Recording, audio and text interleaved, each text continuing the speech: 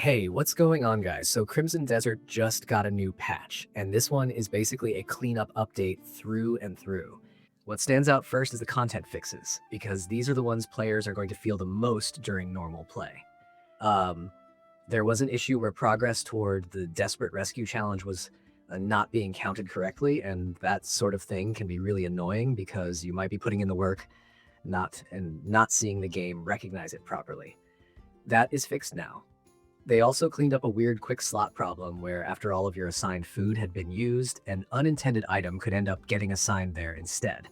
That sounds like the kind of thing that only shows up for a second, but when it does, it can mess with your muscle memory in the middle of a fight, or while you are trying to recover quickly.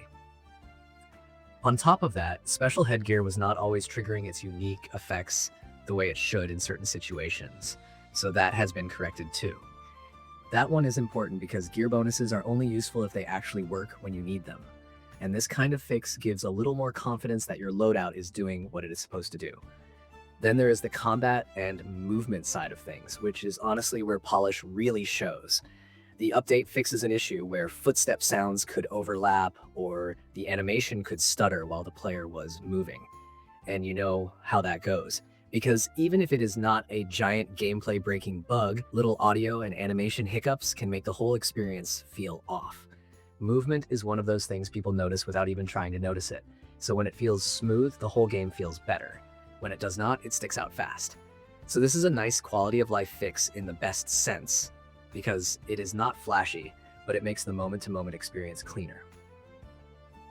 The UI fixes are pretty practical too.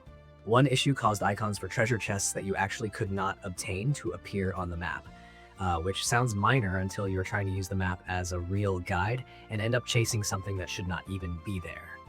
That kind of thing can waste time and create confusion for no good reason. Another map issue made trade routes appear in an abnormal way, and that is the sort of visual problem that can throw off anyone trying to plan travel or figure out where things are moving. So again, this is one of those updates that does not change the game in a dramatic way, but it removes friction in places where players interact with the world constantly. If the map is cleaner and more reliable, everything around exploration and planning feels better too. They also improve localization across all languages, fixing various translation errors and generally making the localization quality better. That is the kind of line people can skim past, but it matters more than it seems. Good localization is not just about swapping words from one language to another. It is about making sure the meaning lands naturally, the tone feels right, and the game does not sound awkward or confusing when you are reading it. So, this is a solid behind-the-scenes improvement that should help the whole player base, no matter which language they are using. Now, there are still known issues, and the notice is pretty open about that. Fish caught in certain areas are unable to move, Greymane faction quests cannot be progressed while playing as Damian or Umka, and if the evasion control option is set to hold, the default evasion key still works even after you change the evasion key binding. There is also an issue where NPCs required for quest progression cannot ride together on legendary animal mounts. On Mac, using keyboard and mouse at certain resolutions can make the cursor position differ from the actual furniture placement point, and the colorblind filter is not being applied to the UI when colorblind mode is enabled. On PlayStation, the screen may freeze if characters are entered too rapidly while using the virtual keyboard to name a pet or horse, so the advice there is to type slowly with brief pauses. There is also a GPU-related issue where on NVIDIA GTX 1060 cards, enabling FSR upscaling and frame generation can cause the screen to appear white, and another one where FSR 4 upscaling can cause rain to disappear or the image to become blurry or distorted in rainy environments. So yes, the update fixes a bunch of things, but there's still a list of issues the team is keeping visible, which at least gives players a heads up about what to avoid for now.